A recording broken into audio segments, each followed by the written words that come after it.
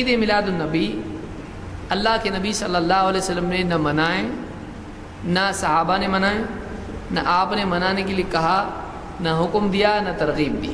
تو عید میلاد النبی کی شرعی کوئی حیثیت قبولیت کے اعتبار سے نہیں ہے، اس کی شرعی حیثیت ہے، وہ یہ حیثیت ہے کہ یہ بدعت ہے۔ اس کی شرعی حیثیت کیا ہے؟ شریعت میں اس کا کیا مقام ہے؟ شریعت میں مقام ہے کہ یہ بدعت ہے، اس کے بارے میں شریعت کا یہ فیصلہ ہے۔ تو یہ اللہ کے نبی صلی اللہ علیہ وسلم نے نہیں کیا ہے۔ بعض برتھ ڈے کے سلسلے میں ایک صاحب جو دعوت کے میدان میں ہیں، ان کا فیصلہ، انہوں نے کہا کہ برتھ ڈے منانے کے بارے میں کوئی اس کے خلاف بات ہم نے نہیں سنی، اس کے منع کے بارے میں نہیں سنا۔ تو پھر فاتحہ کے بارے میں سنا آپ نے؟ فاتحہ کے بارے میں کہاں ہے؟ پھر اس طرح سے چہلم کے بارے میں سنا آپ نے؟ تو کوئی آدمی یہ آرگیومنٹ اگر استعمال کرنا شروع کرے کہ برتھ ڈے منانے کے بارے میں قرآن سنت میں منع ہم کو نہیں ملا، لہذا کوئی آدمی اس کو منا سکتا ہے، یہ کیا ہے؟ یہ علم کی کمی کی علامت ہے۔ یہ ایسی فیلڈ میں گفتگو کرنا ہے جس کی اہلیت نہیں ہے۔ علماء کا کام علماء کو کرنے دینا چاہیے۔ کوئی بھی آدمی، کوئی آدمی انجینئر ہے، کوئی ڈاکٹر ہے، اس فیلڈ میں آ کے فتویٰ دینا شروع کر دے، وہ فائدہ کم کرے گا، نقصان زیادہ کرے گا، وہ اسی حدیث کا مصداق بن جائے گا۔ یہاں تک کہ جب عالم نہیں رہیں گے، اس کی بجائے جب اتنا ہے کہ عالم سے نہیں پوچھا جائے گا اور ایسے آدمی سے پوچھا جائے گا جس کے پاس علم نہیں ہے، تو وہ ایسا اپنی رائے سے فیصلہ دے گا اور خود بھی گمراہ ہوگا، دوسروں کو بھی گمراہ کرے گا۔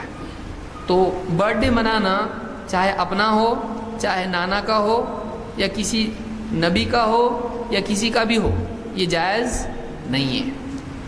یہ علماء نے کہا ہے کہ یہ 3 صدی کے آس پاس فاطمیوں نے اس کو ایجاد کیا ہے، فاطمیوں نے اس کے بعد میں پھر دوسروں نے اس کو لیا اور اس کو شروع کیا، اربل وغیرہ کے بادشاہ نے اس کو مشہور کیا، اس کے بعد وہ سلسلہ چل پڑا۔ تو بہرحال اس وقت میں بھی بعض علماء نے اس کا انکار کیا تھا، اور آج تک سلفی علماء اس کا انکار کرتے آئے ہیں۔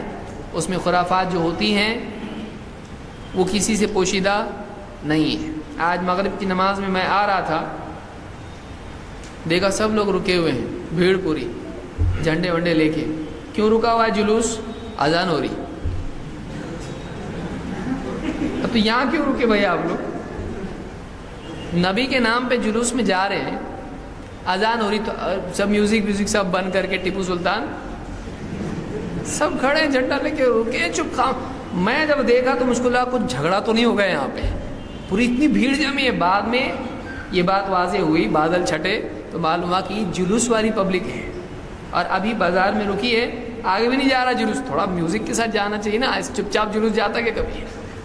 لیکن اذان ہو رہی تو میوزک چالو کر سکتے نہیں، تو تھوڑا رک جاؤ، ایک قدم بھی بغیر میوزک کے نہیں جانا چاہیے۔ تو اذان ہو رہی، رکے، پھر اس کے بعد جلوس آگے گئے۔ کون سا طریقہ؟ آپ کیا کر رہے ہیں یہاں پہ مسجد میں؟ سب ادب سے، نبی کا جلوس ہے بھائی، ادب سے نکالنا چاہیے۔ نماز کے لیے اذان ہو رہی، مسجد کا فاصلہ کتنا ہے؟ مشکل سے 100 قدم۔ اذان صاحب سن رہے، کس کو بلا رہے کیا معلوم، ایسے سن رہے ہو۔ اذان کو ایسا سن رہے جیسے کیا ہو رہا ہے، ایک ورڈ سن رہے اس کا۔ ارے بول رہے ہوئے حی علی الصلاۃ، ابھی حی علی الصلاۃ، آؤ نماز کی طرف، آؤ کامیابی کی طرف۔ اس کو کیا معلوم حیا کا مطلب کیا ہے، صلاح کا مطلب کیا ہے؟ وہ تو وہی بول رہا ہے، نبی نہیں چھوڑیں گے، نبی کا دامن نہیں چھوڑیں گے۔